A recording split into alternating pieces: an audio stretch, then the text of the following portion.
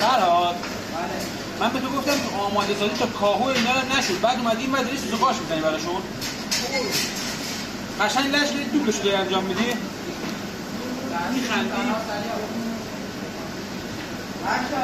بله نه صبر کن بذار بیام. ماهوش هم خودشون بشورن، بعد اومدی این مدرسه سوزو قاش میزنی.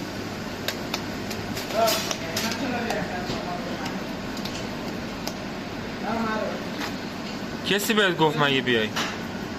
آقا فرهاد میگه من کسی بهت گفت بیای سوزو قاش میزنی؟ نه خودم خواستم برخلاف بقیه آقا الان بگم خودت غلط کردی اومدی ناراحت میشی؟ ناراحت نمیشی. خودت غلط کردی.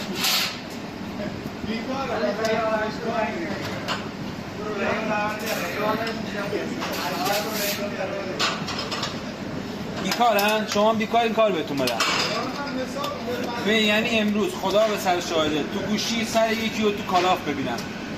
الان زکریا نیست، زکریا بود میگفت من کالاف بازی نمی‌کنم، پابجی بازی می‌کنم. تو کالاف ببینم، تو پابجی ببینم، تو آسفالت ببینمشون. یا اون پسر قدیر کیه؟ توی کامیون بازی میکنه، تو کامیون ببینمش. گوشیاتونو به قرآن مثلا جمع می‌کنم. چی؟ ریحون چیزی گفتی؟ فرهاد می ریحون بیاری براش؟ نه